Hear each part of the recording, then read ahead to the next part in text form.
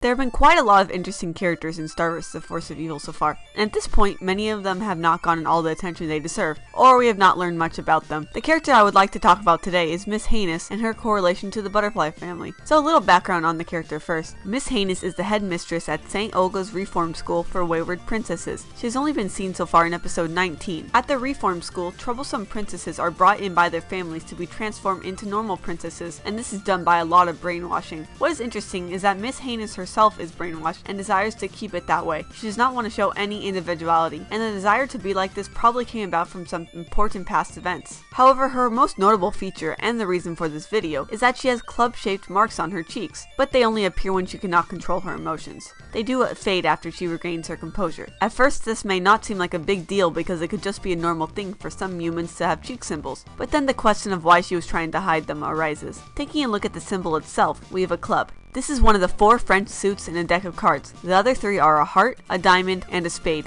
Putting aside the spade symbol for a moment, we definitely have seen the other 2. Star has a heart symbol on her cheeks, and her mother, the queen, has the diamond symbols. Because these symbols are all correlated to each other, and Miss Heinous does not have an unrelated symbol like a circle or a star, we can assume that she has some connection, possibly even a familial one, to the Butterfly family. She could in fact be Queen Moon's sister, or someone closely related to her. Her name does sound like Heinous, after all. Why she would want to hide this fact could be due to not becoming queen despite wanting to be one. Consequently, she wanted to distance herself from the royal family. But then it's interesting to note that she runs a school for princesses, so she did not distance herself too much. What we do know is that after meeting Star and Marco, she's very angry and wants to track them down. This brings me to the point of the Spades character. As of now, we have not seen any character with the Spades symbol on their cheeks. One possibility is that the Spades character is Miss Heinous' daughter, and just like Miss Heinous, she could have some hatred towards the royal family. This would bring some great parallels to the card suits. For example, the heart and diamond symbols are both red, while the club and spade symbols are black, so they are in pairs already. This makes sense because the heart and diamond symbols are found on a mother and a daughter, so it is logical to assume that the spade suit would also be on a daughter. Now I could start speculating on the traits of this character by looking at how spades are described in certain card games. Some of these traits do match up well with Star and her mother, Miss Heinous, but definitely not everything, so that might not be the best thing to do at this moment. This is kind of like in Steven Universe, where the gems do have some traits that their gems are commonly associated with, but a lot of the times the personalities of the characters don't quite match up to these traits. So right now, all I want to say for certain is that the spade character will be associated with Miss Heinous. Now of course I could be totally wrong and the spade character could be someone entirely unrelated to Miss Heinous, or could even be male. We do not really know anything yet about the rules of the cheek symbols and who can have them, so it's pretty hard to rule out anything just yet. Hopefully we see more of this in season 2. Yet if in fact the spades character is a parallel to Star due to being Miss Heinous' daughter, she could be the one to obtain the other half of the wand fragment instead of Marco. This could give Star another force of evil to battle with. So that's all I have for this theory. If you enjoyed it, please make sure to subscribe to this channel and see my videos as soon as they are uploaded. This probably isn't your first Star vs. the Force of Evil theory video of mine that you have seen, but if it is, then make sure to check out my other 2 theories. One is about what Marco may possibly become, and the other is about Toffee's past and his association with the Butterfly family. Also, if you want your artwork or music featured in a video of mine, I have wrote the rules in the description below to maximize your chances of doing so. Thanks for watching!